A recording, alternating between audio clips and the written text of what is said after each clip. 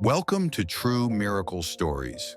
In a world filled with difficult headlines and constant noise, this is a place for real stories of hope, faith, and unexpected moments of good. These stories are shared to encourage and remind us that even in the hardest seasons, light can still find its way through. She almost didn't go that day. It had already been a long week. Deadlines, laundry, a small argument that morning that still lingered in her mind. When the reminder popped up on her phone, she stared at it for a moment. Volunteer shift, 4:30 p.m. She had signed up months ago to spend one afternoon a week at a local crisis hotline center. Most days it felt meaningful. Some days it felt heavy. And today, if she was honest, she just felt tired. She hovered over the calendar notification. She could cancel. No one would blame her. Someone else would cover. She almost convinced herself that one missed shift wouldn't matter. But something nudged her, not loud, not dramatic, just a quiet sense that she should go. So she grabbed her keys. The room at the center was softly lit and quiet. A few volunteers sat at their desks, headsets on, speaking gently into microphones. She signed in, put on her headset, and waited. Most calls were familiar: anxious parents, lonely seniors, college students overwhelmed by expectations. She listened, she encouraged, she reminded people they weren't alone. About an hour into her shift, her screen lit up again. Incoming call. The voice on the other end was barely audible. A teenage boy, 16, maybe 17. He didn't start with details. He started with silence, then one sentence. "I don't think anyone would notice if I wasn't here." Her heart tightened. She leaned forward in her chair. She didn't rush. She didn't panic. She just stayed. She asked his name. She asked where he was. She asked what today had been like. At first, he gave short answers, then longer ones. School had been hard. Friends had drifted. His parents were busy. He felt invisible.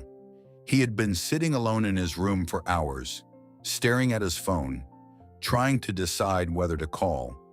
He almost didn't, but he did. And she almost hadn't come in. They talked for 40 minutes. She told him his presence mattered. She told him feelings can lie, even when they feel convincing. She told him that pain does not get the final word. She asked if there was one safe person he could reach out to tonight. After a pause, he said maybe. A coach, an aunt, someone who had once told him he was proud of him. Before the call ended, his voice sounded different, still fragile, but steadier. "Thanks," he said quietly. "I didn't think anyone would pick up." After she hung up, she sat still for a moment. The room looked the same. The lights hadn't changed. No music swelled. No visible miracle had taken place. But something had shifted. Two people had shown up. One made a call. One answered. That night, as she drove home, she thought about how close she had been to canceling. How close he had been to staying silent. How thin the line can be between despair and hope. Weeks passed. Life moved forward. She never knew what happened after that night. Hotline rules protected privacy. No updates, no follow-up, just trust. Then one afternoon, months later, the center hosted a small appreciation event for volunteers. Coffee, cookies, folding chairs. A few former callers had been invited to share how the hotline had helped them if they felt comfortable. A young man stood at the front of the room. She didn't recognize him at first. He spoke about a night when he felt completely alone, about almost making a permanent decision because of temporary pain, about calling a number he found online. He said the woman who answered didn't judge him, didn't rush him, didn't try to fix him. She just stayed, he said. And that was enough. Her breath caught. She realized it was him. He never mentioned her name. He never pointed her out. He just thanked the volunteers and said he was now applying to college, that he had started seeing a counselor, that he was glad he had made the call. After the event, he walked past her. They made brief eye contact. No words were exchanged, none were needed. Sometimes miracles aren't loud.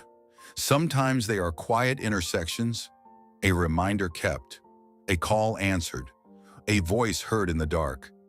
She almost didn't go. He almost didn't call. But they both did. And because they did, a future stayed intact. Sometimes a miracle is not in a spotlight, it's in the showing up. And sometimes that is more than enough. Thank you for spending this time with us. We share these stories for hope and encouragement, not as advice or guarantees, because every journey is different. If this story meant something to you, you are always welcome back.